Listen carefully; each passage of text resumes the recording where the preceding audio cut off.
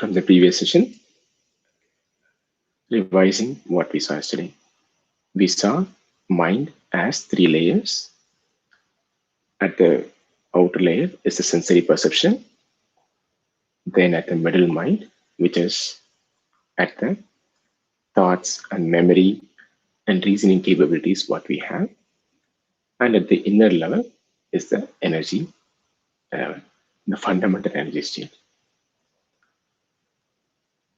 At the outer layer, at the sensory perception level, we understood that the sensory perception is happening as an expense of our own energy. The conversion of our own energy is what we perceive as sensory perception. And who is perceiving it is the consciousness within us. It's two very important one. And then at the middle level, the memory, whatever we are thinking, based on what input we already got from the senses and whatever we are analyzing, at that factor is our will, our ability to focus, spend our attention is depending upon how much awareness we have and how much will we have to let our awareness at that point. The factor that affect our awareness, affect our will, is our emotions. If you are getting carried away into worries or anger, that is going to affect our will. That will make us compulsive. And we saw that when we get into anger or worries, once again, we are draining our own energy. We are draining our own biomagnetism. Right? This is so far we understood that. And the inner mind is fundamentally is the one which is knowing everything, the consciousness, the knower within us. The goal is to let that knower always shine. The more and more we let that knower get in, the more and more. That is basically what his realization is. Okay, and we saw the relationship between the biomagnetism and at the 3 levels of mind functions. Today, we'll go more into the properties of the knower, the life force. Okay, we're going to see the relationship between life force and biomagnetism and how that is related with the mind and everything. Let's try to understand this word, life force. I'm going to teach you one small mantra. Do you guys have any object in front of you, a small little spherical or easily movable object? If you have one, just take one, or even if you can take your phone, it's fine. Okay, I'm raising it to be visible. Okay, what we're going to do is we're going to make this object move without touching it. Or maybe let me just keep it down so that it is free from any errors.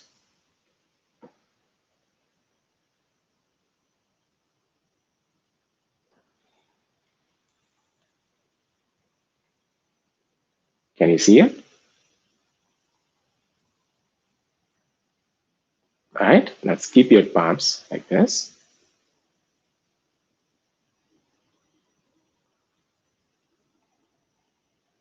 Okay, now the eyes increase. Let your attention be at the center of your palms. repeat the mantra, what I say, and move your palms towards the object, whatever object you have, towards it. Okay, that should be like as if you are making it to go. Okay, with full attention, you need to do this. Let's see how far we can move it. At the center of the palms, let all our attention be there.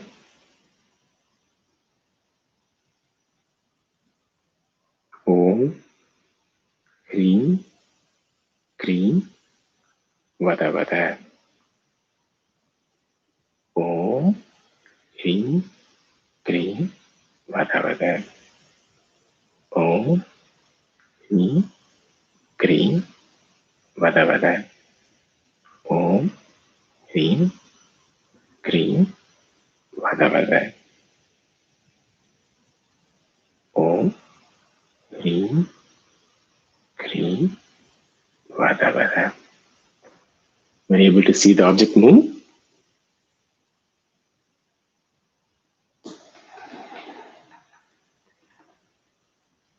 Yeah, in your object, was it moving? Fantastic. If it moves, then only it's a problem.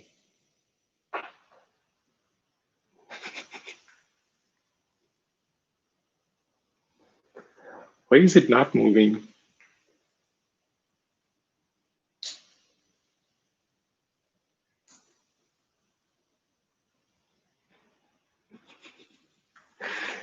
No object in this universe moves unless a force is applied on it.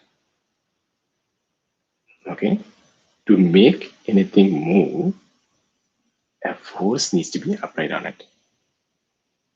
Else, everything just stay in place.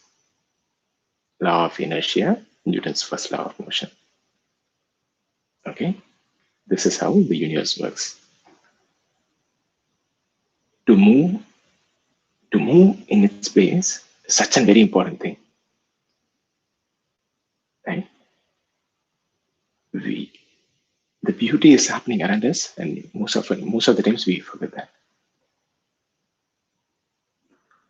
To make it move is not a very simple thing.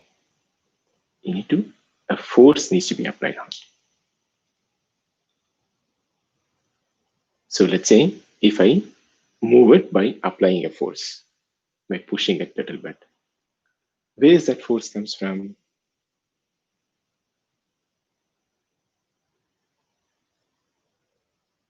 From my body as I push, right? Now, where I got this force from?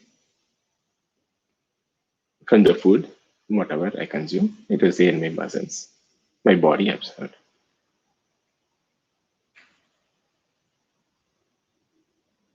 Why did that food got its energy from, force from?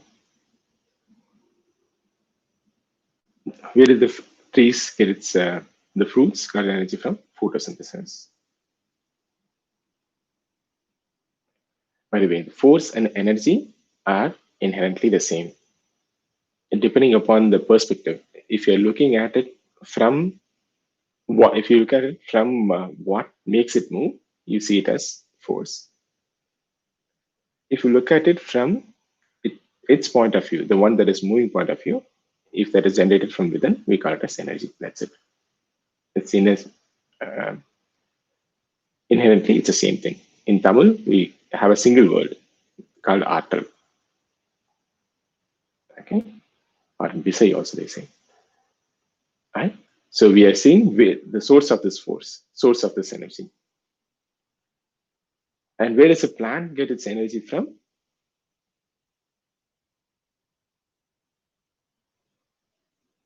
Sun.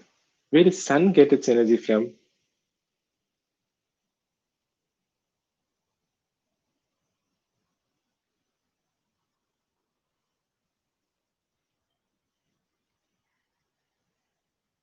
The sun has small atoms, the nucleus. When it reacts, Due to nuclear fission, it is getting its energy from. That is a primary source of energy. Right? In a sense, at the fundamental level, at the slowest and smallest particle level, there is a strong binding force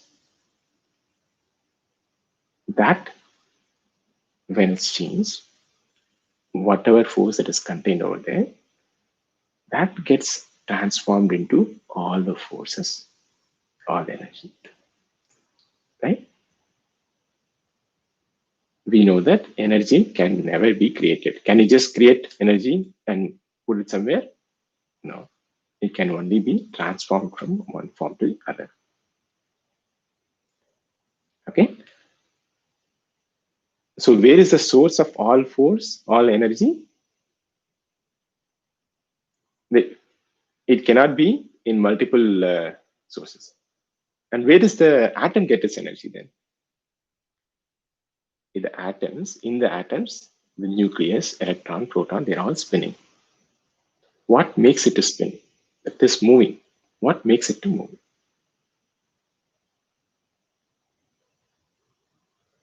At the very fundamental level, the force should be existing all over, and that itself would have self-transformed into multiple spinning moments that should have combined together to form a cluster of spinning objects with force, and that energy within it is getting transformed into multiple in all over the universe, all the functions. Okay, we'll go more in detail about that in the later by introspection 3 or Brahmayana course level. At this point of time, let's just appreciate the importance of this word force and energy. Okay, now let's do one more thing. What is this?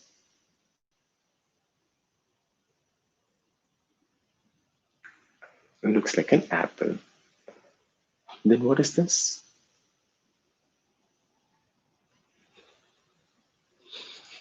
Okay. This is a bigger apple. What is the difference between this apple and this apple?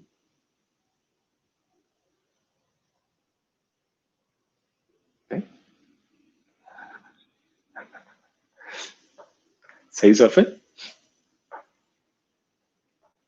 One is real, other is not. Then what is the difference between a real apple and a non-real apple?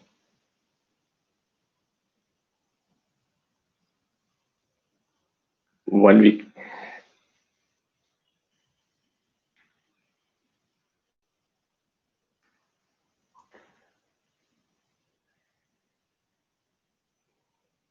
Okay. And let's try to analyze this. One we can eat, the real apple we can eat, the non-real apple we cannot eat. And nobody stops us from eating the non-real apple. If this non-real apple is made out of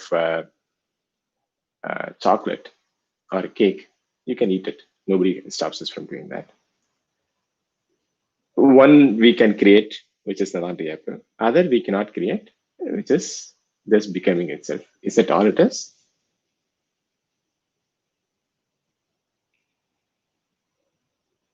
Well, if you think of that way, we can grow it in horticulture early, and then we can grow that in the lab as well. But I think that is a little closer. So what is the difference between the two? Well, if you make this apple out of uh, some energy-rich product, it can also have energy within, right? The non-real apple. Or in essence, what we are trying to find here is what is the difference between a living thing and a non-living thing?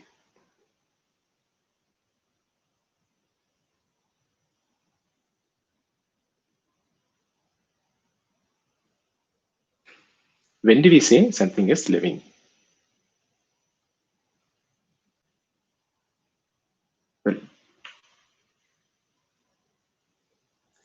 Beautiful.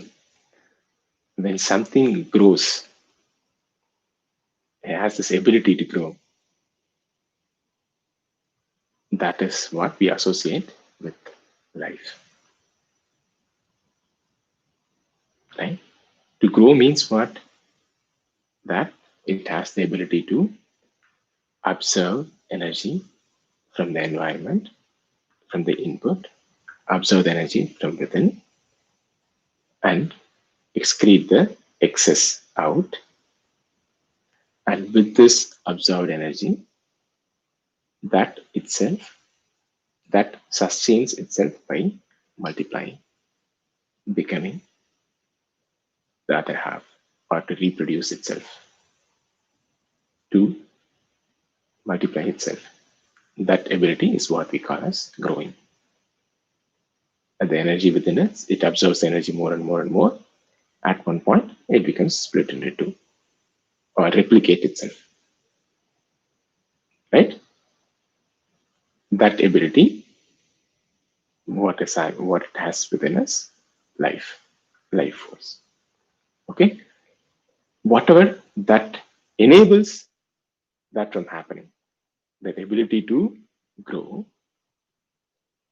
whatever that is enabling it, we're calling it as life force. That itself is a movement, right? That an action is being done here.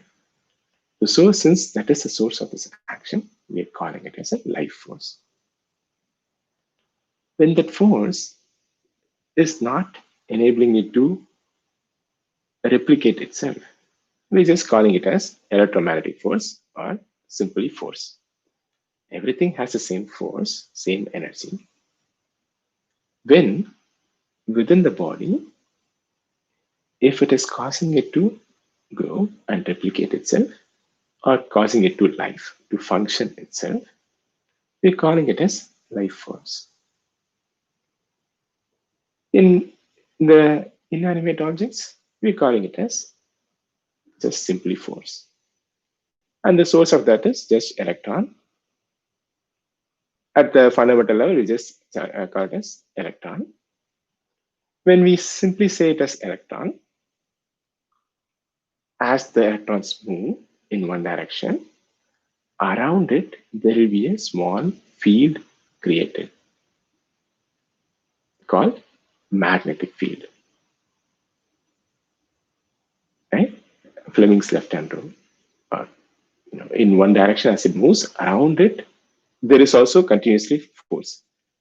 The charged particles, as it moves continuously, in that movement, there is space around it as well. The space is also a force.